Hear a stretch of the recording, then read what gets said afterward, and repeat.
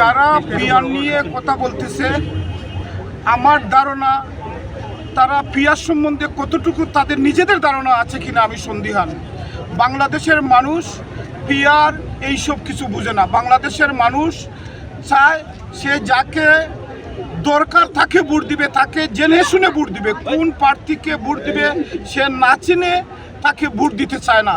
তাকে যাচাই বাছাই করবে, সে কতটুকু এলাকার জন্য উন্নয়ন করবে, কতটুকু অনেস্ট, কতটুকু ভালো মানুষ, সব মিলিয়ে তাকে দেখে শুনে তাকে ভোট দিতে চায়। পিয়ার এমন এক সিস্টেম, যে সিস্টেম ভোট দিবে সে, কিন্তু এমপি হবে কে সে নিজেও জানে না।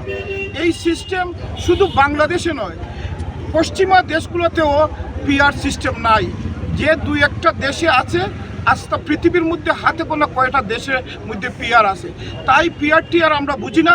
আমরা চাই জনগণের দীর্ঘদিনের প্রাণের দাবি একটি অবাধ সুষ্ঠু ভোট, এবং ভোট যাকে দিবে জবাবদিহিতা থাকবে।